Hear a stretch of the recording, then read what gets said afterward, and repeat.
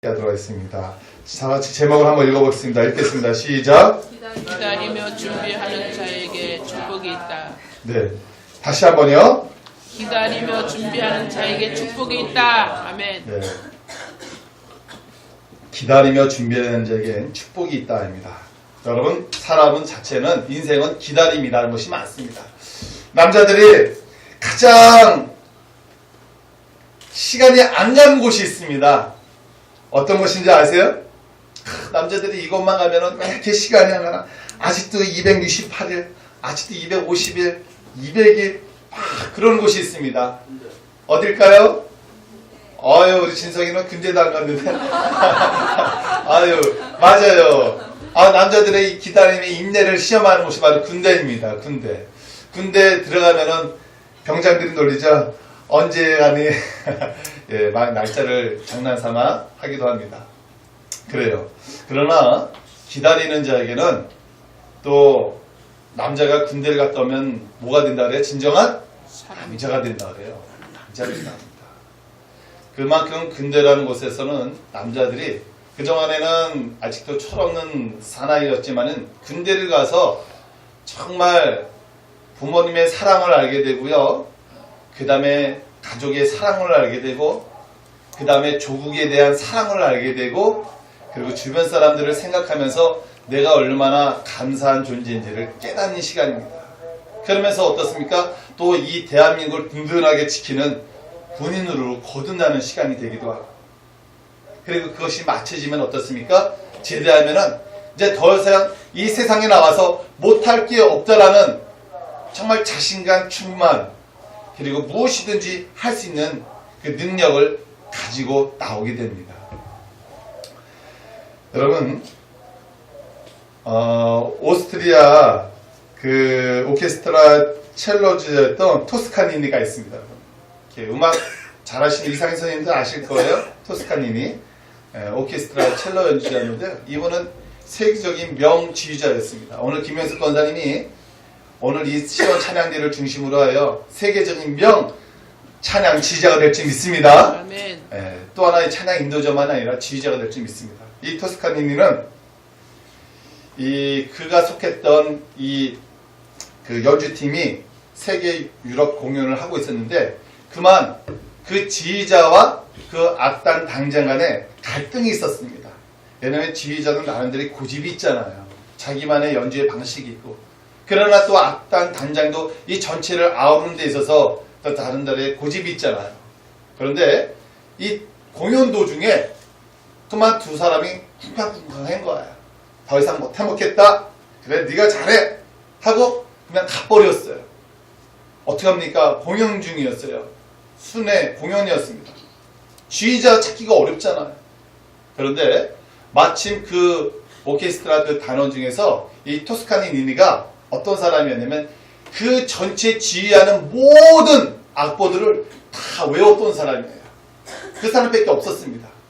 그래서 토스카니니가 첼로 연주자였지만은 그가 지휘자로 딱 서가지고 모든 것을 안 사람은 그분이 없었기 때문에 지휘를 했습니다.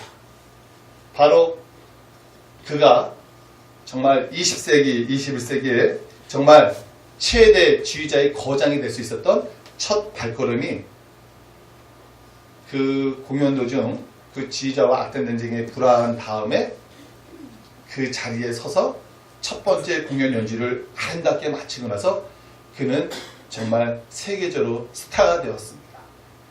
어떻게 스타가 되었을까요? 그가 평소에 오케스트라 단원으로서 첼로 연주자로서 꾸준하게 그 모든 악보, 자기 파트 것만 외운 것이 아니라 전 파트, 시작과 끝을 어떻습니까? 꾸준하게 보면서 연주도 하면서 그리고 다 외웠기 때문에 기다리며 준비했기 때문에 반드시 언젠가 자기에게 꽃피는 날이 올 거라고 믿었고 그것이 마침 그 적정한 때에 그를 높이 세움받게 된 좋은 기회가 되었다는 사실이었습니다. 사랑하는 여러분, 지금 우리는 각자 여러분이 하고 있는 일이 다 다릅니다. 어떤 분은 사업하시는 분, 어떤 분은 직장에 열심히 다니시는 분, 어떤 사람은 수험생인 분, 어떤 사람은 또 공무원 시험 준비는, 어떤 사람은 또 열심히 또 자기 맡겨진 일에 최선을 다하는 사람들이 있습니다. 여러분, 그 맡겨진 일에 여러분 열심히 기도로 준비하면서요, 최선을 다하십시오. 그럼 반드시 여러분에게 하나님께서 높이 들어 쓰실 날이 오게 될 줄 믿습니다. 아멘. 많은 사람들은요, 아유, 언제 군발이라 하잖아요. 언제 이 시간이 가나. 또 많은 사람들은 언제 내가 기도하면서 응답이 되나. 기도하다가 막 포기하는 경우가 많이 있습니다. 에이, 공부하다가 실증 나면 던져버리기도 하고, 에이, 내가 놀기도 하고. 그러나 참고 기다리며 열심히 하는 자에게는요, 좋은 성적으로 답할 수가 있고, 또 그 사람이 평상시에는 별 안 보이다가도 중요한 순간에 평소 실력을 닦았던 사람은요, 위기 때 기회를 발할 수 있는 놀라운 찬스가 온다라는 사실입니다. 오늘 본문의 주인공도 마찬가지입니다. 여러분, 느헤미야가 어떤 사람입니까? 지금 이방 나라에 와가지고요, 그가 술 관원으로 왕의 술을 이렇게 따라주는 사람이었습니다. 보통 자리가 아니죠. 여기는요, 사실은 자기 사심은 드러내지 않고 공적인 것만, 그리고 왕의 눈치를 봐야 되고 왕의 비율을 잘 맞춰줘야 되고 왕의 모든 것을 또 누구보다도, 때로는 내 부인보다, 내 어떤 다른 신하보다 가장 사적인 자리까지 함께 나눌 수 있는 자리가 어떤 자리였냐면 술관원의 자리였습니다. 왜냐하면 술을 따라 들으면서 어떻습니까? 왕은 자기의 그런 모든 이 나라의 국정 운영과 모든 것을 사심 없이 이렇게 털어놓을 수 있는 사람이 누구냐면 이 느헤미야였거든요. 모든 것을 알 수가 있었어요. 이럴 때는 어떻게 했으면 좋겠느냐, 이렇게 자문위원을 하듯이. 그런데 느헤미야에게는 고민이 있었습니다. 여러분, 어떤 고민했습니까? 우리가 지난 시간에도 봤지만 자기 고국에 모든 성이 다 불탔고 모든 것이 황무해지고 다른 나라 사람들이 와가지고 계속해서 그 이스라엘을 침투하고 백성들을 괴롭게 하고, 그 소식을 그가 접하고 나서 어떻습니까? 그가 금시켜져 했던 사람이에요. 여러분도 그렇잖아요. 평상시에는 자기 일을 하다가 부모님이 아프시다, 또 내 자녀가 어디 아프다, 가까운 친척이, 가까운 친구가 어렵고 힘들다, 특별히 여러분의 핏줄을 단 그런 집안 친척이 어려움을 겪은 소식을 듣게 되면 여러분 심정이 어떻습니까? 평상시 일을 잘 하다가도 부들부들 떨릴 때가 있어요. 여러분, 얼굴은 마음의 뭐랍니까? 얼굴은 마음의 표현이에요. 그러니까 여러분이 얼굴에 지금 무슨 분신 걱정을 있으면 마음에 뭔 일이 있는 거예요. 말하지 않아도, 표현도 못해도 얼굴이 여러분의 지금 심성을 알려주고 있어요. 어디가 아픈 사람은 얼굴이 왠지 수척해지고 살이 빠지기도 하고 눈이 빼꼼하게 들어가기도 하고 그렇잖아요. 피곤한 사람은 어떻습니까? 나도 모르게 계속 질리기도 하고 하품 나기도 하고. 근데 느헤미야도 그 고국의 소식을 듣기 전에는 괜찮았단 말이에요. 얼굴이 팽팽하고 항상 왕의 비율을 맞췄기 때문에 늘 근심 없는 표현을 해야 되는데, 왕 앞에서 어느 날 술을 따르는 데 있어서 수심이 가득 찼단 말입니다. 그러니까 자기도 모르게 고민이 있으면요, 누가 뭘 말하지 않아도 얼굴에 써 있어요. 지금 얼굴 보니까 뭔가 지금 일이 있구나 라고. 오늘 본문에도 마찬가지입니다. 왕이 지금은 이 느헤미야를 보니까 얼굴에 수심이 가득한 거예요. 우리 한번 느헤미야 2장 2절 한번 읽어볼까요? 자, 같이 읽겠습니다. 시작. 왕이 내게 이르되 내가 병이 없었거늘 어찌하여 얼굴이 수심이 있느냐, 이는 필연 내 마음에 근심이 있음이로다 하니라. 네, 내가 그게 두려워요. 그래요. 왕도 가장 가까이 있는 이 느헤미야가 얼굴을 보니까 수심이 가득 찬 겁니다. 그럴 때 이때 찬스예요. 이때 찬스. 원래 이 종은, 이 옆에 있는 신하는 있잖아요, 자기의 사심을 드러내면 안 됩니다. 자기의 속 얘기, 자기의 집안 얘기 절대 드러낼 수 없는 거예요. 왜냐면 오직 왕에 합당한 것만 묻는 것에 답만해야지 자기 사적인 얘기를 막 함부로 해서 안 해야 되는 겁니다. 그러나 오늘따라 어떻습니까? 느헤미야에게 고국에 대한 이 소식, 자기가 금식 기도까지 했고 얼굴이 정말 수심이 가득할 수밖에 없었던 그 모습이었을 때 왕이 네가 어쩐 일이냐? 네 얼굴이 평상시에 다르구나. 수심이 가득 찼구나. 그때 몰랐습니까? 느헤미야가 한 일이 있었어요. 왕은 만세스를 하옵소서. 내 조상들에 있는 묘실이 있는 성읍이 이제까지 황폐하고 성문이 불탔습니다. 드디어 왕이 내 수심의 근원지를 묻고 있는 겁니다. 수심의 근원지를 묻고 있는 겁니다. 그러니까 어떻습니까? 먼저 왕을 높입니다. 왕이와 만세스를 하시옵소서. 그러면서 자기 고국에 대한 소식을 하고 자세하게 합니다. 여러분들이 슬픈 근심 걱정이 있습니까? 주의전에 달려나와서요. 또 저 박강민 목사님, 담임 목사님들도 마찬가지입니다. 여러분의 내면의 이야기를, 저도 마찬가지로 얼굴에 수심 있으면 걱정이 되잖아요. 집안에 무슨 일이 있습니까? 아니에요. 됐어요. 이러면 안 된다는 거예요. 혼자 해결할 수도 있지만은 그래도 물을 때는 여러분의 속마음을 얘기를 해주셔야 되는 거예요. 우리 집안에요, 이런 일이 있습니다. 부모님, 자녀, 친척, 직장, 사업의 일이 이런 일이 있습니다. 느헤미야도 마찬가지예요. 그가 자기의 속마음을 쫙 알았습니다. 그랬더니 왕이 어떻습니까? 4절에 내게 이르시되, 그러면 내가 무엇을 원하느냐? 내가 무엇을 원하느냐? 무엇을 원하느냐? 여러분, 하나님 앞에 기도할 때도 마찬가지입니다. 여러분의 근심 걱정 있는 모든 것을 하나님 앞에 온전히 아뢰시기 바랍니다. 우리는 하나님의 자녀예요. 하나님의 자녀인데 하나님, 됐어요. 이러면 또 안 되는 겁니다. 하나님 앞에 여러분의 속사정이 있는 얘기를요, 고스란히 알아야 되는 겁니다. 그러면 하나님께서 그러는 겁니다. 네가 원하는 게 무엇이냐? 네가 원하는 게 무엇이냐?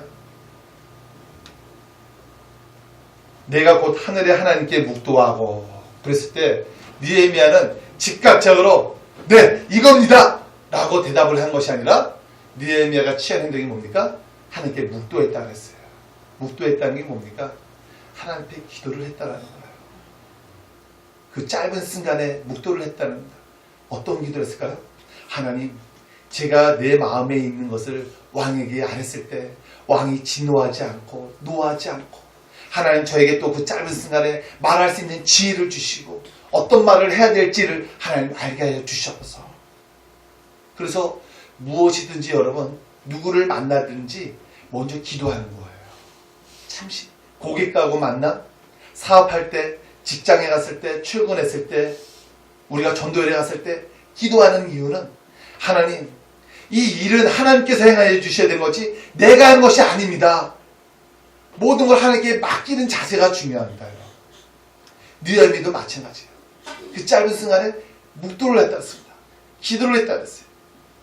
그리고 뭐라 그럽니까? 왕에게 아뢰되, 왕이 만일 좋게 여기시고 종의 왕의 목전에서 은혜를 얻었사하면 나를 유다 땅 나의 조상들이 묘실이 있는 성읍에 보내어 그 성을 건축하게 하옵소서. 여러분, 느헤미야는요, 오랫동안 기도했던 사람입니다. 자기가 무엇을 기도해야 되는 건지를 알았어요. 자기의 기도 제목이 무엇인지를 알았습니다. 그 기도 제목은 무엇입니까? 지금 고국에 142년 동안에 지금 이스라엘 그 예루살렘 주변의 성벽이 다 무너지고, 그 성벽을 무너진 성을 다시 세우고 싶은 일이 그 느헤미야에게는 있었어요. 그런데 13년 전에 먼저 앞서 보냈던 선지자가 그곳에서 성벽을 쌓는 일을 하려고 했는데 그만 그것이 중단되었습니다. 그곳에 살았던 이방 민족들과 주변의 방해 세력들이 저들이 성벽 쌓는 것이 위험인 줄 알고 방해를 했기 때문에 왕의 칙령을 통해서 그 성을 못 짓게 했어요. 저들이 성을 짓게 된다면 저들이 독립하여 그 식민지로부터 벗어나려고 한다라는 그런 잘못된 말을 듣고 왕이 성 쌓는 걸 방해했단 말입니다.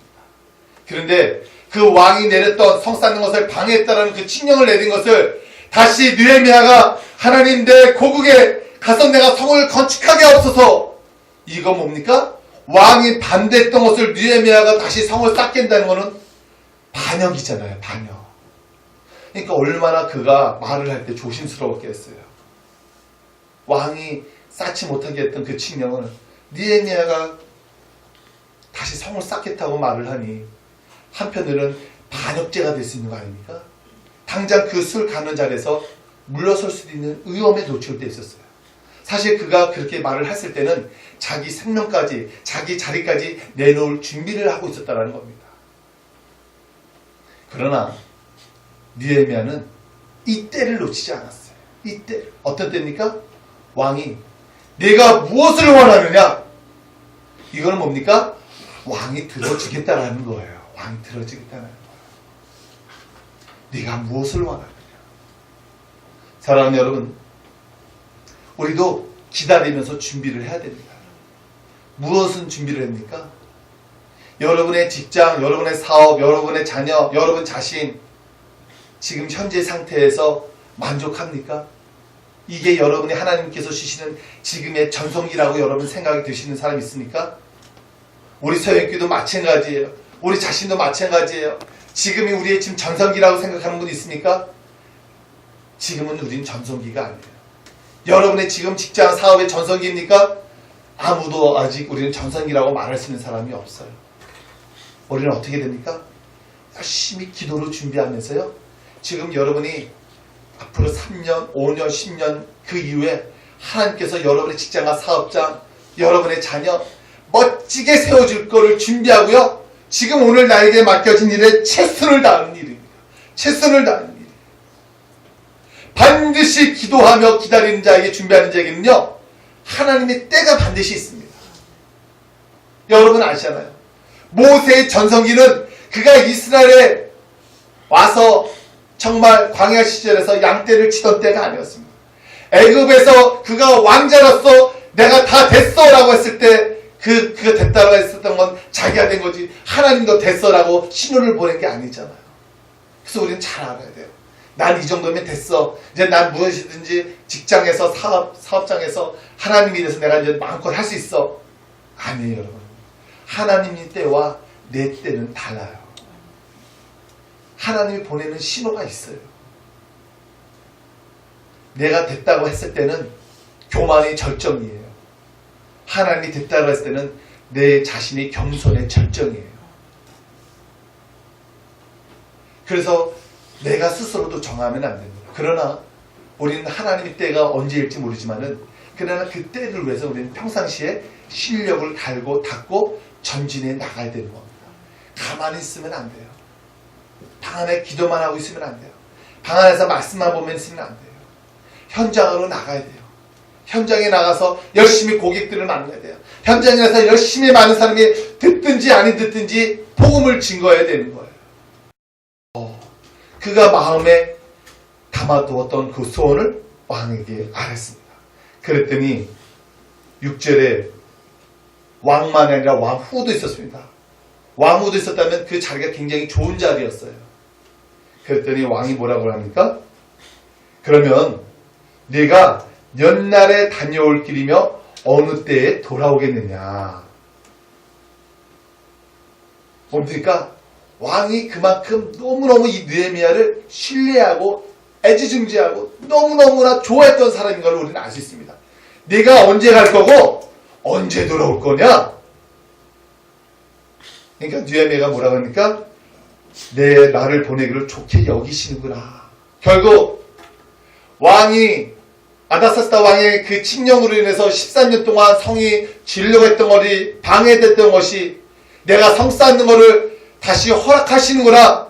왕이 내렸던 그 조서를 뒤집어서라도 느헤미야를 보내서 이스라엘의 성 주변을 쌓는 것을 허락하시는구나.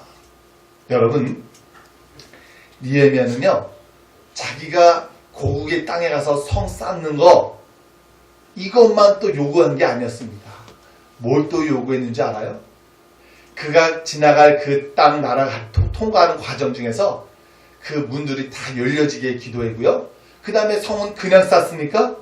뭔가 일감이 필요하잖아요. 뭔가 재료들이 필요하잖아요. 왕한테 그것까지 다 요구하는 거예요. 근데 왕이 어땠습니까? 그것을 다 허락하신 겁니다. 여러분, 여러분들이 하나님 앞에 기도할 때요, 여러분을 든든하게 지원해줄 동역자들과 물질과 그 모든 것까지 함께 여러분 기도하시기 바랍니다. 하나님께서 채워주는 놀라운 역사가 일어나게 될 줄 믿습니다. 여러분이 믿음에 신실한 사람이라면, 하나님 앞에 충성된 사람이라면 구하시기 바랍니다. 이거는 우리가 하나님의 자녀로서 마땅히 아버지 하나님께 당당하게 구할 수 있는 거예요. 아유, 이것까지 구하면 안 되는데. 아니에요, 여러분. 하나님 앞에 여러분 직장에 사업할 때 물질 어려우면 이것도 구하시기 바랍니다. 여러분의 좋은 동역자들 구하시기 바랍니다. 하나님께서 채워준다는 사실이에요. 엊그제 금요일 날에도 말씀했던 분이었지만 상기감리교회 어느 곳 장로님이, 제가 여러분 말씀해 드렸죠. 그 장로님이 동대문에서 옷가게를 잘 운영하시던 분이에요. 수십 년 동안. 그런데 아무리 믿음의 사람이라 할지라도요, 어려움이 올 때는 똑같이 어려움이 옵니다. 옷가게가 잘 나갈 때도 있지만 어려움이 오고 부도도 날 때가 있잖아요. 그만 이 장로님이 그만 사업이 쫄딱 부도가 나고 망하게 됐어요.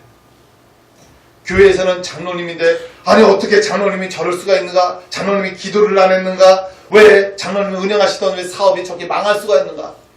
장로님 혹시 기도 안 하신 거 아니야? 그렇지만 그는 교회에서 상계감리교에서 신실한 장로님이었습니다. 기도하던 장로님, 섬기는 장로님, 그런 분이었어요. 그런데 어떻게 했습니까? 요즘 같은 시대에 어려울 때 또 예수님 믿더라도 뭐 그런 사람들에게는 어려움이 없습니까? 똑같이 어려움이 있을 수 있잖아요. 그만 그 사업을 접고 목사님에게 찾아왔어요. 목사님, 제가 하나님을 나름대로 잘 섬겼는데 어떻게 하면 좋겠습니까? 그때는 목사님이 그랬어요. 장로님, 우리 함께 기도합시다. 기도하면서 하나님께서 반드시 장로님을 멋지게 쓰실 것입니다. 지금까지 장로님이 교회 충실하게 사명 잘 감당하고 있는 거 하나님이 다 보고 계십니다. 지금 당장 재정적으로, 또 지금 당장 어떤 것으로 감당하지 못하더라도 장로님, 우리 기도에 함께 힘써 기도합시다. 작정하고 기도합시다. 그랬더니 이 장로님이 1년, 2년, 3년 하나님의 아직 사인이 없는 거예요. 그러나 그가 할 수 있는 최고의 봉사는 그 부부와 함께 화장실 청소를 3년 동안 잘 감당을 했어요. 그러면서 하나님께 기도했습니다.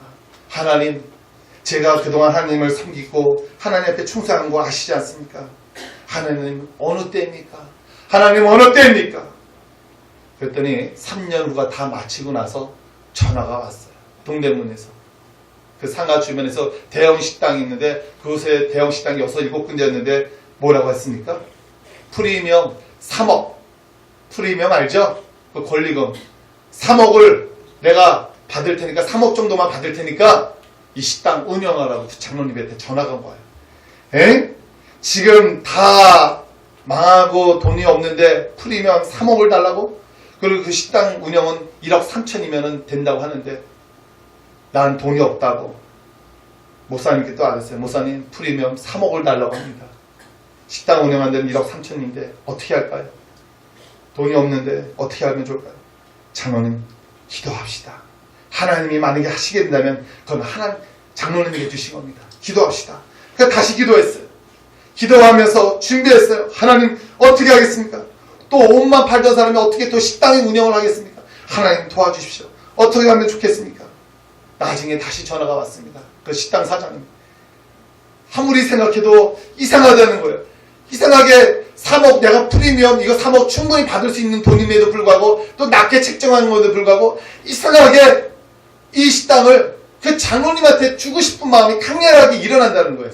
내가 프리미엄 3억 안 받을 테니까 이 식당 운영하십시오. 할렐루야. 이 장로님이 프리미엄 3억 하나 다 안 주고요, 그 식당을 운영했습니다. 종업원 8명이에요. 준비했습니다. 여러분, 어떻게 하나님께서 복을 주셨을까요? 하루에 1,500만 원씩 부는 하나님의 재정의 축복을 허락해 준 줄 믿으시기 바랍니다. 하루에 1,500만 원씩 불기 시작하는 거예요. 그러면서 여전히 그가 교회에 지금 봉사했던 화장실 청소 놓았을까요? 안 놓았을까요? 안 놓았어요. 기도하는데 앞장서는 거 했을까요? 안 했을까요? 했어요. 앞장섰어요. 주신 이도 여호와시요 거두가는 시도 여호와시요. 그가 기도로 준비했습니다. 준비했더니 그가 그동안 하나님 그 상계교회에서 그 충성봉사했던 거 다 아시잖아요.